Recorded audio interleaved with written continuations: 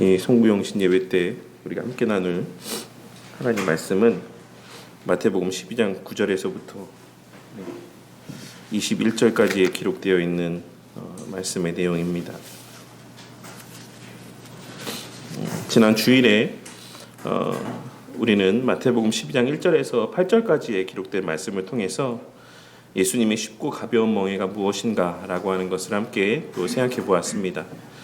예수님께서는 안식일에 이삭을 먹은 제자들을 정죄하는 바리새인들에게 다윗의 예와 제사장들의 예를 들어 반박하시며 그들에게 호세아 6장 6절에 기록된 말씀인 나는 자비를 원하고 제사를 원하지 아니하노라 라고 하는 말씀을 들려주셨습니다.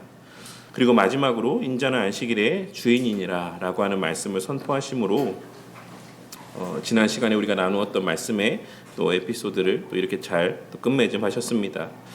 그런데 오늘 우리가 함께 나눌 이 9절의 말씀은 거기를 떠나라고 하는 이 표현으로 시작을 하고 있는데 오늘 본문의 말씀과 병행 구절인 누가복음 6장 6절의 말씀을 보시면 오늘 말씀에서의 이 사건이 그 사건과 동일한 날에 있었던 사건은 아니었다.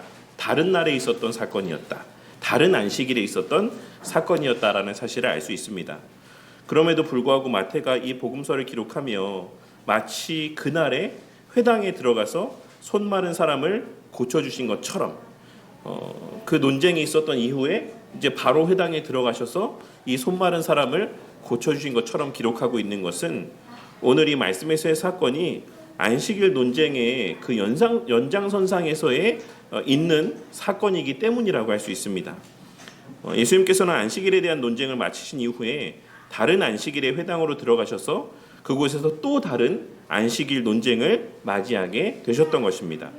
그리고 마태는 이 과정 가운데 지난번 안식일 논쟁의 요점이 안식일의 주인이 누구신가 라고 하는 것에 대한 말씀의 어떤 선포의 내용이었다라고 한다면 오늘 말씀에서는 이제 그 내용과 관련하여서 예수님께서 친히 이제 말씀이 아닌 행동으로 안식일의 주인이 어떤 분이신지 메시아는 어떤 분이신지와 그리고 그 안식일의 주인이신 예수님께서 말씀하시는 또 행함을 통해 나타내 보이시는 안식일의 본질이 무엇인지를 말씀하여 또한 나타내 보여주고 있으심을 이러한 연속적인 안식일 논쟁의 기록을 통해 드러내 보여주고 있는 것입니다. 정리하자면 지난주에 말씀에서의 안식일 논쟁이 우리 형님 때문에 목사님 좀 부담이 돼요. 막 이렇게 너무 목사님을 주목하면서 설교를 막 이렇게 어떻게 설교를 이렇게 바라보고 있는 것 같아서 목사님이 지금 순간 엄청 압박감을 느꼈습니다. 네, 알겠습니다. 너무 좋아서 그래요. 네. 정리하자면 지난주에 말씀에서 안식일 논쟁이 안식일의 주인이 누구인가라고 하는 것에 대한 선포의 말씀이었다라고 한다면 이제 오늘 말씀은 그 안식일의 주인은 무엇을 하시는 분이신가라고 하는 질문에 이어 안식일의 본질적인 의미가 무엇인가에 대한 가르침을 담고 있는 그러한 사건이라고 할 수 있는 것입니다. 오늘의 말씀을 통하여 안식일의 주인이신 예수님께서 행하시는 일이 무엇인지 그리고 그 일을 통해 우리에게 계시하고자 하시는 안식일의 본질이 무엇이고 더 나아가 하나님 나라의 본질은 무엇인지를 깨닫게 되는 은혜가 있기를 바랍니다. 오늘 본문 10절 말씀을 보시면 예수님께서 회당에 들어가셨을 때 그곳에는 이제 한쪽 손이 마른 사람이 있었다라고 언급하고 있는 것을 확인할 수 있습니다. 오늘 본문에서의 손이 마르다라고 번역된 이 표현의 의미는 손이 오그라들었다 혹은 손의 혈기가 말라서 뻣뻣해졌다라고 하는 의미로 이 사람은 선천적으로 이러한 질병 가운데 태어났을 수도 있고 어렸을 적에 소아마비로 한쪽 손을 쓰지 못하는 상태가 되었을 수도 있으며 혹은 이후에 어떤 질병으로 인해서 혹은 사고로 인해서 이런 상태가 되었을 수도 있었을 것입니다. 그런데 이 사람에 대해서 언급하고 있는 외경의 내용이 있는데 외경에 따르면 이 사람은 돌을 다루는 석공이었다라고 설명을 하고 있는 것을 알 수 있습니다. 그렇다라고 한다면 이 사람은 본래 손이 멀쩡한 상태에서 석공일을 하는 사람이었지만 어떠한 사고나 질병으로 인해서 오른손을 쓰지 못하게 되었고 그로 말미암아 자신의 생계를 유지하기 힘든 상황에 놓이게 된 사람이었을 것이다라고 추측해 볼 수 있을 것입니다. 그런데 이후의 말씀을 보면 바리새인들은 이 사람을 이용해서 예수님께 질문을 건네고 있습니다. 안식일에 병을 고치는 것이 옳으니까? 그리고 마태는 이들의 질문의 동기에 대해서 명확하게 언급하기를 사람들이 예수를 고발하려 하여 묻고 있는 것이다 라고 말씀하고 있는 것을 우리는 본문의 내용을 통해 확인할 수가 있는 것입니다. 아마도 바리새인들은 이 손 마른 사람을 잘 알고 있었을 것입니다.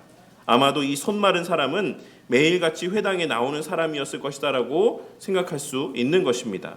그렇기에 예수님께서 회당에 들어오셨을 때 그들은 그들에게 너무나도 잘 알려져 있는 이 사람을 이용해서, 늘 한결같이 회당에 나왔던 이 사람을 이용해서 지금 예수님을 시험하려 하고 있는 것입니다. 그런데 여기서 우리가 한번 생각해 볼 것은 오늘 말씀에서의 바리새인들의 이 예수님을 향한 질문 가운데는 몇 가지 중요한 전제가 자리하고 있었다라는 것입니다. 한 가지 중요한 전제가, 그것은 바로 오늘 말씀에서의 바리새인들도 예수님께서 이 손 마른 사람을 고치실 수 있다라는 것을 알고 있었다라는 것입니다. 그리고 그들은 예수님께 그런 능력이 있었다라고 믿고 있었다라는 것입니다. 바리새인들은 예수님께서 이미 나병 환자를 고치시고 중풍변자를 일으키시며 맹인의 눈을 뜨게 하시는 것을 보았습니다. 그렇기에 그들은 예수님의 그러한 신적인 능력을 이미 경험적으로 알고 있었다라는 것입니다. 그렇기에 오늘 본문 말씀과의 또 다른 병행 구절인 마가복음 3장 2절 말씀을 보시면 사람들이 예수를 고발하려 하여 안식일에 그 사람을 고치시는가 주시하고 있거늘 이라고 기록하고 있는 것입니다. 여기서 주시하고 있다라는 것은 예수님께서 고치실 것을 예상하고 면밀히 관찰하며 기다리고 있었다라는 의미입니다. 그들은 예수님께서 분명히 이 사람을 고치실 것이다라고 확신했습니다. 왜냐하면 그들은 예수님의 성품 또한 너무나도 잘 알고 있었기 때문입니다. 그들이 생각하는 예수님은 고통받는 자들을 외면하지 못하시는 분이었고 자비와 긍휼이 많으신 분이었습니다. 그리고 그 예수님께서는 사람을 율법의 규정보다 더 귀하게 여기시는 분이심을 잘 알고 있었습니다. 그래서 바리새인들은 예수님의 그러한 성품과 예수님의 그 신적인 능력을 이용하려고 했던 것입니다. 그렇기에 그들은 의도적으로 모든 사람이 보는 앞에서, 특별히 이 손 마른 사람이 보는 앞에서 오늘 말씀에 기록된 바와 같은 질문을 지금 예수님께 건네고 있는 것입니다. 그들은 아마 속으로 예수님께서 병을 고치시면 안식일을 위반한 것으로 예수님을 고발할 수 있고, 혹 예수님께서 그 관계를 간파하시고 병을 고치지 않으시면 그는 자비가 없는 분이라고 비난할 수 있다라고 생각하며 아마 우리가 예수님을 궁지에 잘 몰아넣었다라고 생각하고 있었을 것입니다. 그리고 바로 이런 모습이야말로 당시 바리새인들의 마음 가운데 자리하고 있었던 너무나도 이기적이고 악한 모습이라고 할 수 있습니다. 왜냐하면 그들에게 있어 이 손 마른 사람은 긍휼의 대상이 아닌 자신들의 권위를 더욱 돈독히 하고 견고히 하기 위한 한낱 예수님을 시험하고 궁지에 몰아넣을 수단에 불과하게 여겨졌기 때문입니다. 그들은 고통받는 사람의 치유에는 전혀 관심이 없었습니다. 그들은 오직 예수님을 고발할 증거를 찾는 것에만 관심이 있었던 것입니다. 그래서 그들은 오랫동안 고통받고 있었던 이 사람을 예수님을 함정에 빠뜨리는 도구로 사용했던 것입니다. 그리고 이것이 바로 지난주 말씀 가운데 예수님께서 말씀하신 나는 자비를 원하고 제사를 원하지 아니하노라 라고 말씀하신 그 예수님의 말씀의 의미를 다시 한번 분명하게 드러내 보여주는 하나의 장면이라고 할 수가 있을 것입니다. 그들은 안식일 규정은 철저히 지키려 했지만 오랫동안 고통받는 이웃을 향한 자비의 마음은 없었고 오히려 그를 자신들의 목적을 위한 도구로, 수단으로 사용했던 것입니다. 예수님께서는 바리새인들의 함정의 이 질문에 대해서 양의 비유로 질문을 대신하셨습니다. 너희 중에 어떤 사람이 양 한 마리가 있어 안식일에 구덩이에 빠져 있으면 그것을 끌어내지 않겠느냐? 이것은 매우 실제적인 질문입니다. 당시 유대인들은 안식일에도 자신들의 가축이 생명이 그 위급한 상황에 처하게 되면 그 가축을 구해내는 것을 허용했습니다. 왜냐하면 그것은 그들의 재산의 손실을 막는 일이었기 때문입니다. 그렇기에 그들의 그러한 모습을 잘 아시는 예수님께서는 이 비유의 말씀과 이어지는 사람이 양보다 얼마나 더 귀하냐라는 말씀을 통하여서 너희들은 안식일에도 너희의 가축과 관계된 일들은 잘만 하지 않느냐. 그런데 그렇다면 너희들은 너희 가축을 사람보다 더 귀하게 생각하고 있는 것이냐라고 반문하고 있으신 것이다라고 할 수 있는 것입니다. 그리고 이는 실상은 사람의 생명보다 자신들의 가축, 즉 이웃의 생명보다 자신이 소유한 물질, 세상적인 소유를 더 귀하게 여기는 바리새인들의 본심을 적나라하게 드러내 보여주고 있으신 예수님의 말씀, 질문이라고 할 수가 있는 것입니다. 그리고 여기서 사용하고 있으신 양의 비유와 사람에 대한 언급의 방식은 당시 랍비들이 논증을 할 때 즐겨 사용했던 칼 바오메르 방식이라고 하는 방식의 언급이라고 할 수가 있습니다. 이 칼 바오메르 방식의 논증이라고 하는 것은 되게 가벼운 것에서 무거운 주제로, 그리고 쉬운 어떤 이야기들에서 더 어려운 이야기들로 점점점 이야기를 심화시켜 나가고 확대해 나가는 방식을 의미합니다. 그리고 이는 지난 주일에 우리가 나누었던 말씀 가운데 예수님께서 안식일 논쟁에서 뜬금없어 보이는 다윗에 대한 이야기를 말씀하고 있으신 그 이유라고도 할 수가 있습니다. 예수님께서는 지난 주일에 나눈 말씀에서의 논쟁 가운데도 이 칼 바오메르의 방식을 통하여서 다윗을 먼저 언급하시고 그 다음에는 제사장들을 언급하시고 마지막에 그 다윗과 제사장이 예표하고 있는 자기 자신, 성전보다도 더 큰 자기 자신에 대하여 언급하시며 자신의 당위성을 입증하시는 이러한 논증의 방식을 취하셨던 것입니다. 다시 오늘 본문의 말씀으로 돌아와서 예수님께서는 사람이 양보다 얼마나 더 귀하냐라고 하시는 이 말씀을 통해 첫째로는 당시의 바리새인들의 본심을 고발하고 있으신 것이기도 하지만 그와 동시에 우리가 사람에 대해서 가져야지만 될 마땅한 인식에 대해서 다시 상기시켜 주고 있으신 것이다라고도 할 수가 있습니다. 예수님의 이 사람과 양의 비교의 말씀은 단순한 어떤 가치 비교의 말씀이 아닙니다. 예수님의 이 말씀은 하나님의 형상으로 지음받은 인간의 존엄성에 대한 그 가치에 대한 선포의 말씀인 것입니다. 예수님께서는 모세오경을 목숨과도 같이 귀하게 여기는 바리새인들을 향하여서 하나님께서 인간을 그 자신의 형상으로 창조하시지 않았냐? 너희들도 그것을 창세기의 말씀을 통해 다 보았고 다 알고 있지 않느냐? 그러니 우리가 그 한 사람을 얼마나 귀하게 여겨야지만 되겠느냐라고 말씀하시며 그런데 너희들이 지금 안식일에 병 고치는 것이 옳으니까? 라고 묻고 있는 것은 너희가 그러한 하나님의 형상으로서의 사람을 대하기를 하나님의 형상으로서의 사람을 인식하기를 너희가 소유한 양만도 못하게 여기고 있는 것이 아니냐라고 말씀하고 있으신 것이다라고 할 수가 있는 것입니다. 바리새인들은 안식일 규정을 지키는 것을 사람보다도 더 중요하게 여겼습니다. 그들은 그리고 자신들의 양은 구하면서 사람은 외면했습니다. 그들은 재산의 손실은 막으려 하면서 사람의 고통은 방치하는 자들이었습니다. 이것이 율법의 정신을 왜곡한 바리새인들의 모습이었던 것입니다. 예수님께서는 바로 이러한 바리새인들의 모습을 지적하시며 그들로 하여금 아무런 말도 하지 못하도록 그들의 입을 막으신 이후에 그러므로 안식일에 선을 행하는 것이 옳다라고 말씀하고 있으신 것입니다. 우리가 여기서 분명하게 깨달아야 되는 것은 안식일의 본질은 아무것도 하지 않는 데 있는 것이 아니라 선을 행하는 데 있다라는 것이고 그러한 의미에서의 안식일의 참된 준수는 형식적인 규정을 지키는 것에 있는 것이 아닌 고통받는 이웃을 돌아보고 그들에게 자비를 베푸는 것에 있고 더 나아가 선을 행함의 극치라고 할 수 있는 하나님의 형상으로서의 인간, 사람을 다시금 회복시키는 데 있다라는 것입니다.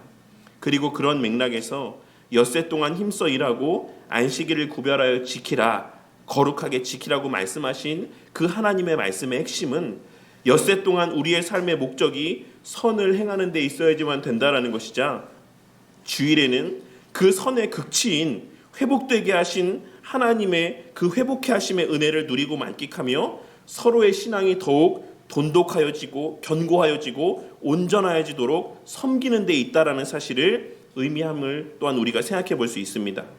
우리가 온전히 안식일 계명을 지킨다는 것은 단순히 주일 하루 예배당에 나와서 정해진 질서, 즉 규정적 원리에 따른 예배 모범과 질서에 따라 예배를 드리는 그 자체에 있는 것이 아니라 6일의 삶 속에서의 하나님의 형상을 회복해 하는 삶과 주일의 그 회복해 하심에 대하여 감사하며 그 회복해 하심의 은혜를 함께 누리고 만끽하는 데 있는 것이며, 더 나아가 서로의 성화를 위해 서로를 섬기는 모습에 있다라는 것을 우리는 오늘 말씀에서의 예수님의 말씀을 통해 발견하고 깨달을 수 있어야지만 되는 것입니다.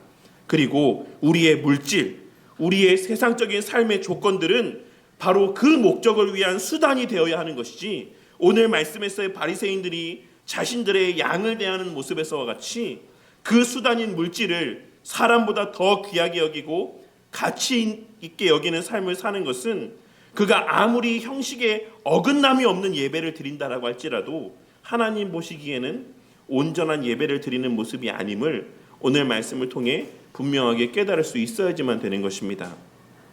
이후에 예수님께서는 그 사람에게 손을 내밀라고 말씀하십니다.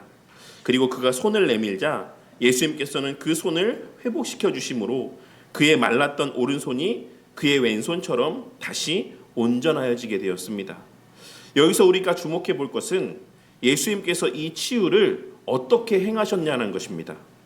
예수님께서는 이 과정 가운데 그 어떤 육체적인 노동도 하지 않으셨습니다. 예수님께서는 심지어 병이 나으라 라는 말씀조차도 하지 않으셨습니다. 예수님께서는 다른 장면에서는 손을 대어 고치기도 하셨고 침을 발라 고치기도 하셨지만, 오늘 말씀에서는 그를 향하여 단지 손을 내밀라고 말씀하셨을 뿐이고, 그 사람이 예수님의 말씀에 따라 손을 내밀었을 때 그 손을 낫게 하셨던 것입니다. 그렇다면 예수님께서는 왜 그 어떤 제스처도 취하지 않으시고 행위도 나타내 보이지 않으시고 심지어는 병이 나으라, 손이 나으라 라고 하는 말씀조차도 하지 않으셨던 것이겠습니까? 그것은 바리새인들에게 그 어떤 빌미도 주지 않기 위함이었습니다. 하지만 그럼에도 불구하고 바리새인들은 14절에 기록된 말씀에서처럼 이 일로 인해 어떻게 하면 예수를 죽일까 의논하기 시작하였습니다. 이것이 얼마나 완악하고 악독한 모습입니까? 예수님께서는 그들에게 분명히 예수님의 하나님이심과 예수님이 어떤 분이신지를 알려주셨고 보여주셨으며, 지금 이 자리에서도 그 사실을 분명하게 확인시켜주고 있으심에도 불구하고 그들은 예수님의 성품이 어떠한지도 알고 있었고 예수님이 어떠한 능력을 소유하신 분이신지도 알고 있었음에도 불구하고 그러한 너무나도 명확하고 선명한 증거들 앞에 바리새인들은 예수님을 메시아로 여기고 하나님으로 받아들이기보다 어떻게 하면 그를 죽일 수 있을까를 의논했던 것입니다. 이를 통해 우리는 우리의 신앙이 단지 지식의 많고 적음의 문제가 아니라는 사실을 알 수 있습니다. 우리의 하나님 앞에서의 신앙의 문제는 단지 우리의 지식의 어떤 수치적인 정량적인 많고 적음에 있지 않다라는 사실을 알 수 있고, 또한 동시에 우리의 누군가를 정죄함과 비난함 또한 그를 회복시키는 것에 목적이 있는 것이 아닌 어떻게 하면 그를 궁지에 몰아넣어 그에게 해를 가할 수 있을까가 우리의 본심일 수 있다라는 사실을 생각해 보게 됩니다. 우리는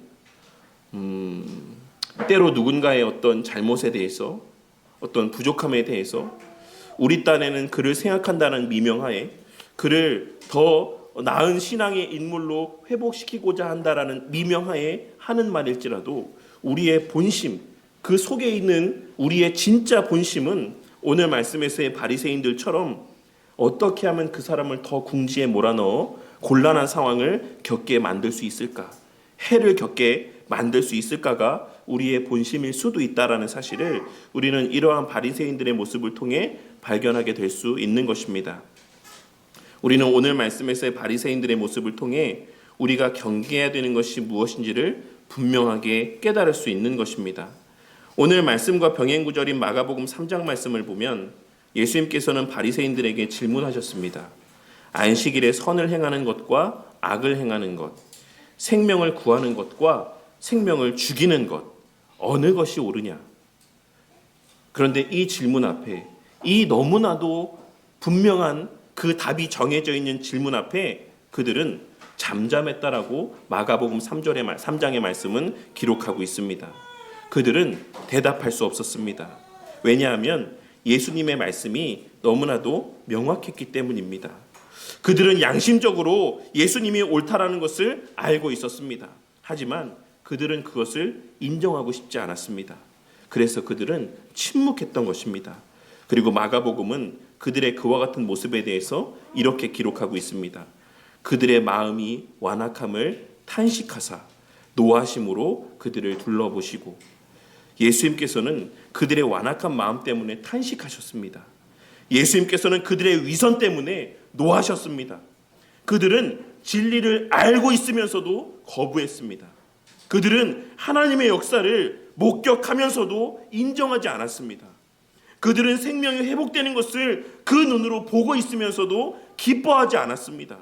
오히려 그들은 생명을 살리신 예수님을 죽이려 했던 것입니다. 그들은 안식일에 사람을 고치신 것을 문제 삼으면서 자신들은 그 안식일의 주인이신 예수님을 죽이기로 결의하고 모의하였던 것입니다. 이것이 죄의 본질입니다. 이것이 완악한 마음의 실체입니다. 이것이 하나님을 거부하는 인간의 모습인 것입니다. 그런데도 예수님께서는 어떻게 하셨습니까? 그들의 완악함을 아시면서도 손 마른 사람을 고치셨습니다. 예수님께서는 그들이 그것을 빌미로 자신을 죽이려 한다는 것을 아시면서도 사람을 살리는 일을 멈추지 않으셨습니다. 왜냐하면 예수님께 있어서는 자신의 목숨보다, 자신의 생명보다 사람을 살리는 것이 더 중요했기 때문이고, 그것이 하나님의 뜻이었기 때문입니다. 그리고 예수님께서는 이 길을 끝까지 가셨고, 끝내 이 14절에 드러난 바리새인들의 살해 음모는 십자가로까지 이어지게 됩니다.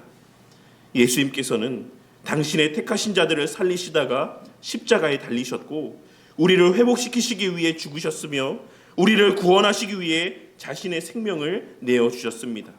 그 예수님의 죽으심과 다시 살아나심을 예표하였고, 또한 기념하는 신구약의 이 안식일의 본질은 바로 그 다시 살리심에 있다라는 사실을 우리는 오늘 말씀을 통해 분명하게 깨달을 수 있어야지만 되는 것입니다.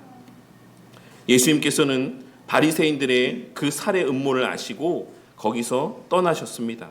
그런데 15절 말씀을 보면 많은 사람이 따르니 라고 기록되어 있는 것을 보게 됩니다. 바리새인들은 예수님을 죽이려 했지만 고통받는 많은 사람들은 예수님을 따랐던 것입니다. 그리고 예수님께서는 그 모든 사람들을 다 고쳐주셨습니다. 그리고 이후 16절에 기록된 말씀에서와 같이 예수님께서는 그들에게 예수님 자신을 나타내지 말라고 경고하시며 그들의 입을 함구할 것을 말씀하셨습니다. 왜 이런 말씀하셨겠습니까? 그것은 예수님께서 오신 목적이 단순히 인간의 그 육신의 병을 고치시는 것이 아니었기 때문입니다. 예수님께서 오신 궁극의 목적은 십자가에서 죽으시고 부활하심을 통해 죄와 사망의 권세를 깨뜨리시고 하나님의 나라가 이 땅에 임하게 하시는 것이었습니다. 그래서 만약에 예수님의 이와 같은 치유의 사역이 널리 알려지게 된다면 사람들은 예수님을 생각하기를 단지 병 고치는 선지자나 기적을 행하는 이적군 정도로만 생각할 수 있었기에 예수님께서는 그들로 하여금 함구할 것을 말씀하셨다라고 할 수 있는 것입니다. 그리고 마태는 17절에서부터 21절까지의 긴 말씀을 통해 이사야 42장 1절에서부터 4절까지의 말씀을 인용하고 있습니다. 그런데 우리 성도님들도 이 마태복음을 보시면서 어느 정도 인지하신 분이 있으시겠지만 마태복음에는 다른 복음서들보다도 유독 구약 성경의 인용이 많이 언급되고 있는 것을 보게 됩니다. 이는 이 마태복음의 1차 수신자가 유대인들이었기 때문이라고 할 수 있습니다. 그 가운데 특별히 마태는 종종 이는 선지자로 말씀하신 바라는 표현을 사용할 때가 있는데, 이는 특별히 강조하고자 하는 내용들을 언급할 때 주로 사용되던 표현이라고 할 수 있습니다. 그리고 그 마태는 오늘 본문의 말씀을 이야기하며 이사야 42장의 말씀을 인용함 가운데 그와 같은 표현을 사용하고 있는 것을 알 수 있습니다. 마태가 오늘 말씀에서 인용하고 있는 이 이사야 42장은 오늘날 종의 노래로 일컬어지는 노래들 가운데 첫 번째 노래입니다. 이사야서에는 총 4개의 노래가 있는데 42장, 49장, 50장, 52장에서 53장까지의 말씀, 이 모든 노래들은 잘 아시는 것처럼 모두 메시아를 예표하는 내용들의 노래입니다. 그렇다면 마태는 왜 하필 이 본문의 말씀을 여기서 인용하고 있는 것이겠습니까? 그것은 예수님께서 행하신 일과 예수님의 사역의 방식이 이사야 선지자가 예언한 메시아의 모습과 정확하게 일치한다라고 하는 것을 나타내 보여주기 위함입니다. 우리는 이와 같은 인용된 본문을 통하여서 예수님께서 어떤 분이시며 어떻게 사역하시는 분이신지를 보게 됩니다. 첫째로 예수님께서는 하나님께서 택하신 종이십니다.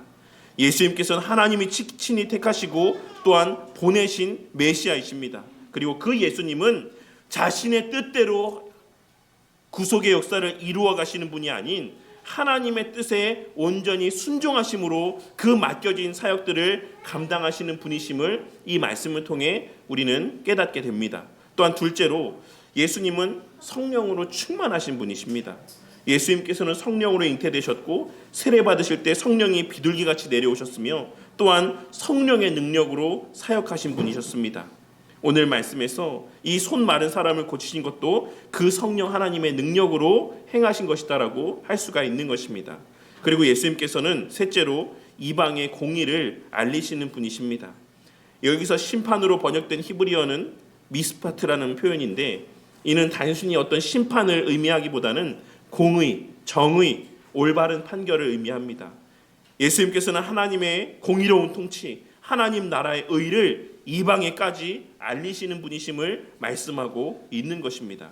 그리고 마지막 넷째로 그 예수님은 다투지도 아니하며 들레지도 아니하시는 온유하고 겸손한 분이시라는 사실을 말씀하고 있습니다. 여기서 들레지 아니한다라는 것은 자기를 알리기 위해 소란스럽게 소리치지 않는다라는 것을 의미합니다. 당시 바리새인들은 자신들의 의를 드러내기 위해 거리에서 큰 소리로 외치는 자들이었습니다. 그들은 사람들의 주목을 받기 위해 회당에서 긴 기도를 하는 사람들이었습니다. 그리고 그들은 자선을 베풀 때 나팔을 불어 사람들을 모으는 자들이었습니다. 그들은 자신을 드러내고 자신의 명성을 높이며 사람들로부터 영광을 받기 위해 소란을 피우는 자들이었던 것입니다. 하지만 예수님께서는 그렇게 하지 않으셨습니다. 예수님께서는 자신을 드러내기 위해 다투지 않으셨고 자신의 명성을 높이기 위해 거리에서 소란을 피우지 않으셨습니다. 예수님께서는 그저 조용히 자신의 주어진 자리에서 하나님의 뜻을 행하시고 나타내셨을 뿐이심을 우리는 오늘 말씀에서의 예수님의 행하심과 말씀의 내용을 통해 다시 한번 분명하게 확인할 수 있는 것입니다. 그리고 다섯째로 예수님께서는 상한 자를 긍휼히 여기시는 분이십니다. 20절 말씀에서의 상한 갈대는 이미 부러져서 쓸모없어 보이는 갈대를 의미합니다. 꺼져가는 심지는 이제 곧 꺼질 것 같은 등불의 심지를 의미합니다.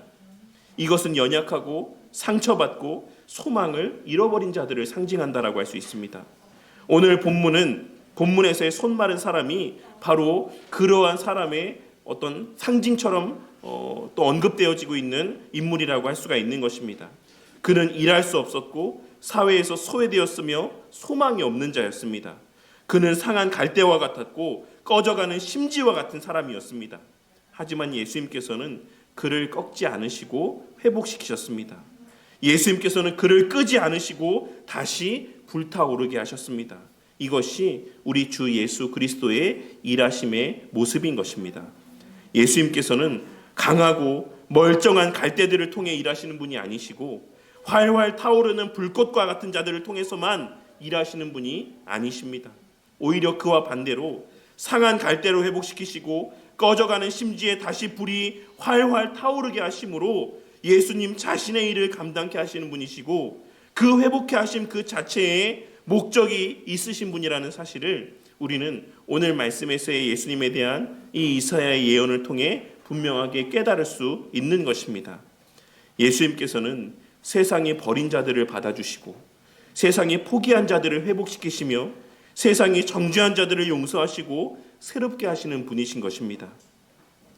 세상의 절대 다수의 사람들은 세상에서 내놓으라 하는 사람들을 반기고 세상에서 힘있고 능력 있는 자들을 선호하며 그들을 자신들의 힘의 근원이라 여기며 의지하지만 예수님께서는 그와 정확히 반대되는 자들을 위해 일하시며 그와 반대되는 이들을 통해 일하신다라고 하는 사실을 우리는 오늘 말씀을 통해 분명하게 깨달을 수 있어야지만 되는 것이고, 그러한 맥락에서 우리는 교회의 본질이 무엇이고 교회의 가장 우선된 사명이 무엇이 되어야 하는지를 예수님의 말씀을 통해 다시 한번 깊이 생각해 볼 수 있어야지만 되는 것입니다.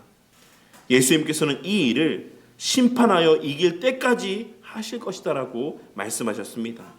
여기서 심판하여 이긴다라는 것은 하나님의 공의가 완전히 승리할 때까지, 하나님의 나라가 완전히 임할 때까지를 의미하는 것이고 본질적으로 예수님의 재림의 때를 의미하는 것입니다. 그 날까지 예수님께서는 그와 같이 일하시고 그를 위해 일하실 것임을 오늘 말씀을 통해 분명하게 말씀하여 주고 있으신 것입니다. 그리고 진짜 마지막으로 여섯째로 예수님은 모든 민족의 소망이심을 말씀하여 주고 있으십니다. 예수님께서는 그러한 사역의 대상이 유대인들 뿐만 아니라 모든 민족에게 미치게 하실 것이다라는 사실을 다시 한번 말씀하시며 오늘 말씀의 내용을 마무리하고 있으십니다. 그러니 오늘 본문 말씀 가운데서 예수님께서 손 마른 사람을 고치시는 이 사건은 단지 한 개인을 치유하시는 사건이 아니라 장차 모든 민족을 구원하실 것에 대한, 그리고 그들이 감당해야 될 그 본래의 사명을 감당할 수 있도록 하나님의 형상으로서 그들에게 본래 부여된 그 사명들을 다시금 감당할 수 있도록 그들을 회복시키실 것에 대한 예표가 되는 말씀이라고, 사건이라고 할 수 있는 것입니다. 예수님께서 안식일에 이 창조의 질서를 회복하신 것은 장차 새 하늘과 새 땅에서 모든 것을 새롭게 하시고 온전케 하심으로 하나님 나라의 질서를 회복케 하시고 인간의 인간다운 삶, 사람의 본래 그 사람으로서의 감당했어야지만 되었을 그 사명을 감당케 하실 것에 대한 예표라고 할 수가 있는 것입니다. 오늘 말씀을 통해 우리는 안식일의 주인이신 예수님께서 어떤 일을 행하시는지를 보았습니다. 그렇다면 이 말씀이 25년을 보내고 26년을 맞이하는 오늘날 우리에게 주시는 교훈은 무엇이겠습니까? 첫째로, 구원의 본질은 지식의 많고 적음에 있는 것이 아닌 그 지식의 목적을 아는, 그 본질을 아는 데 있다라는 것입니다. 오늘 본문에서 바리새인들은 율법에 대한 지식이 누구보다도 풍부한 사람들이었습니다. 그들은 모세오경을 달달 외우는 자들이었고 안식일 규정을 세밀하게 알고 있었으며 랍비들의 전통에 정통한 사람들이었습니다. 하지만 그들은 그 지식의 본질과 목적을 알지 못했습니다. 정확히 말하자면 머리로는 알고 있었지만 마음으로는 받아들이지 않는 자들이었습니다.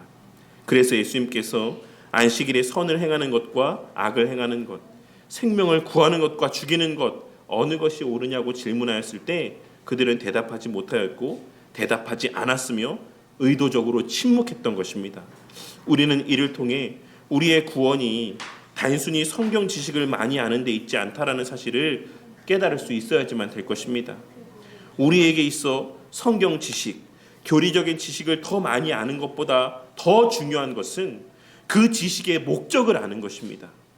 우리에게 있어 성경 말씀을 연구하고 교리적인 지식을 연구하는 것보다 더 중요한 것은 그 지식의 본질이 무엇인가를 아는 것입니다. 하나님께서 우리에게 율법을 왜 주셨습니까? 하나님께서 우리에게 안식일을 왜 허락하셨습니까? 지키지 못하는 자를 정죄하고 그 율법과 안식일을 잘 지키고 있는 자기 자신을 의롭다 여기게 하시기 위해 주신 것입니까? 하나님께서는 우리로 하여금 회복된 하나님의 형상을 더 온전하고도 충만히 누리게 하시기 위해 우리에게 여전히 율법과 안식일을 허락하고 있으신 것입니다.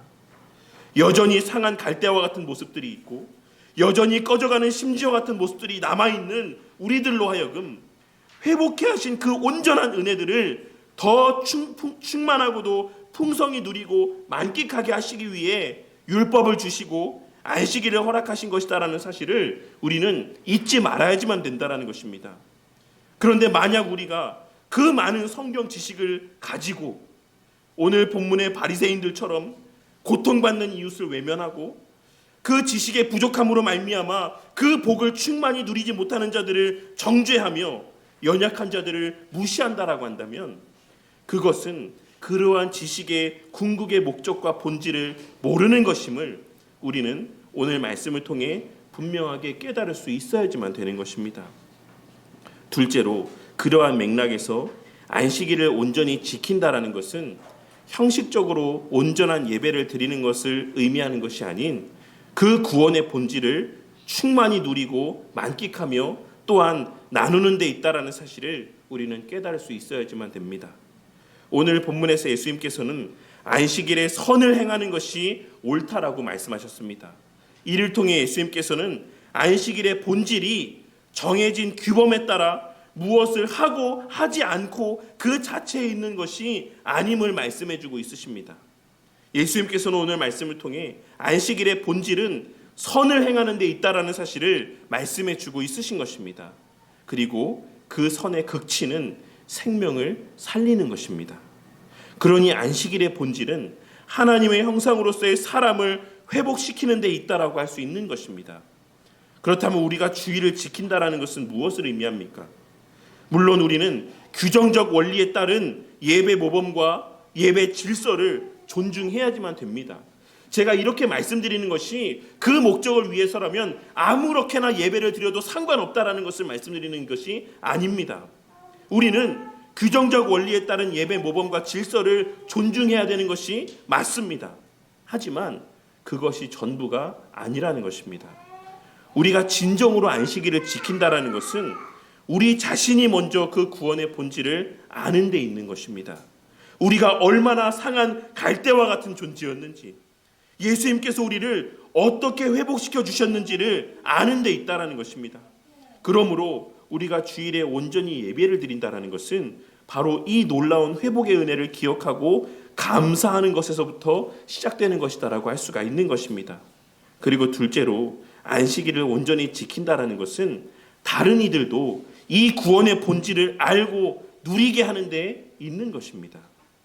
우리 주변에 있는 여전히 상한 갈대와 같은 모습 가운데 있는 지체들, 여전히 꺼져가는 심지와 같은 심령 가운데 살아가는 자들로 하여금 이미 회복된 하나님 나라의 복을 깨닫게 하고 그 복을 누리게 하는 데 목적을 두는 것이 바로 온전히 주일을 지키는 예수님께서 말씀하시는 모습이라고 할 수가 있는 것입니다. 주일에 누군가의 부족한 모습을 보며 그것을 지적하고 정죄하며 비난하는 것이 아닌 누군가의 부족하고 연약한 모습을 보게 되었을 때 그 부족하고 연약한 부분들을 내가 채워주기 위해 애쓰며 그들의 신앙의 성숙을 위해 기도하고 섬기는 모습이야말로 우리가 주일에 나타내 보여야 될 바른 그리스도인의 모습이라는 사실을 우리는 오늘 말씀을 통해 발견하고 깨달을 수 있어야지만 된다라는 것입니다. 셋째로 우리가 무엇을 더 귀하게 여기는지를 우리의 삶에서 드러나게 되어 있다라는 사실을 오늘 말씀에서 예수님의 말씀을 통해 우리는 깨닫게 됩니다. 오늘 본문에서 예수님께서는 바리새인들에게 질문하셨습니다.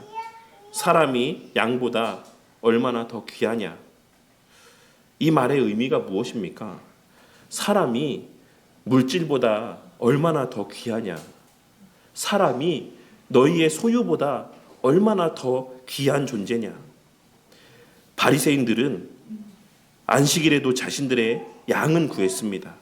하지만 그들은 안식일에 고통받는 사람은 외면했습니다. 이것이 그들의 그 마음의 본심이었습니다. 그들은 입으로는 하나님을 섬긴다라고 하는 자들이었지만 실제로는 물질을 섬기고 자신의 소유를 섬기는 자들이었던 것입니다. 그렇다면 우리는 어떠합니까? 우리는 무엇을 더 귀하게 여기며 살아가고 있습니까? 우리는 사람을 더 귀하게 여깁니까? 아니면 물질을 더 귀하게 여깁니까? 우리는 형제를 더 귀하게 여기는 자들입니까? 아니면 우리의 세상적인 어떠함에 더 많은 가치를 두고 살아가는 자들입니까? 이것은 우리의 삶에서 너무나도 분명하게 드러난다라고 할 수 있습니다. 우리가 우리에게 주어진 하나님께서 허락하신 시간들을 무엇을 위해 더 많이 사용하는지, 하나님께서 우리에게 허락하신 물질을 우리는 어디에 가장 많이 사용하고 있는지, 그리고 무엇을 생각하는데 가장 많은 시간들을 할애하며 살아가고 있는지를 생각해 보면 알 수 있는 것입니다. 저와 우리 모두가 오늘 말씀에서의 예수님 말씀인 사람이 양보다 얼마나 더 귀하냐라고 말씀하시는 이 말씀의 의미를 마음 가운데 새기고, 귀신 들린 자의 회복의 모습을 보면서도 기뻐하지 아니하고 그들의 돼지떼의 죽음으로 인해 예수님을 향해 떠나달라 요구했던 거라사 사람들과 같은 삶이 아닌 예수님을 더 귀하게 여기고 이웃과 형제를 세상의 그 무엇보다 더 귀하고 가치 있게 여기며 살아가는 우리 바른교회 공동체가 되기를 바랍니다. 말씀을 맺겠습니다. 우리 모두는 다 상한 갈대와 같은 자들이고 꺼져가는 심지와 같은 공동체입니다. 우리는 강하지도 않고 완전하지도 않은 사람들입니다. 게다가 우리 교회는 그 수 또한 지극히 적은 무리의 교회 공동체일 뿐입니다. 하지만 오늘 말씀이 바로 그러한 우리에게 많은 위로와 소망이 되는 말씀으로 들려지시기를 바랍니다. 왜냐하면 예수님의 관심과 목적은 강한 갈대와 같은 자들이나 활활 타오르는 불꽃과도 같은 공동체에 있기보다는 바로 우리와 같은 자들에게 있기 때문입니다. 우리 예수님께서 과거에도 행하셨고 지금도 행하고 계시며 심판하여 이길 때까지 하실 일은 우리와 같은 상한 갈대를 꺾지 아니하며 꺼져가는 심지를 끄지 아니하시는 일이자, 그러한 자들을 통해 예수님의 놀라운 일들을 행하게 하시는 것입니다. 이 사실을 기억하고 우리 스스로가 강한 갈대가 되기 위해, 우리 스스로가 활활 타오르는 불꽃이 되기 위해 다툼까지도 불사하고 들레는 자, 자기 자신의 어떠함을 잘 포장하여 알리기 위해 발버둥치는 저와 우리 모두가 되지 않기를 바랍니다. 세상의 많은 교회들이 자신들의 어떠함을 잘 포장하여 들레기를 원하는 그러한 모습들을 나타내 보인다라고 할지라도 오늘 말씀을 기억하며 그 스스로가 그러한 자들이 되기 위해 애쓰는 자들이 되지 않기를 바란다는 것입니다. 상한 갈대와 같은 우리들, 꺼져가는 심지와 같은 우리들이 해야 될 일은 오늘 말씀에서의 예수님과 같이 그러한 중에도 서로를 섬기고 서로를 위해 기도하는 자들이 되어 사랑으로 서로를 세워가는 것임을 마음에 새기는 저와 우리 모두가 되기를 바랍니다. 그러할 때 비록 우리의 외적인 모습, 세상적인 관점에서의 우리 개인과 우리 교회 공동체의 모습은 변변치 않아 보인다라고 할지라도 그러한 우리를 위해 일하시고 우리를 통해 일하시는 예수님으로 말미암아 이방들이 그의 이름을 바라게 될 것임을 마음에 새기고 그것을 소망하며 살아가는 저와 우리 모두가 되기를 바랍니다.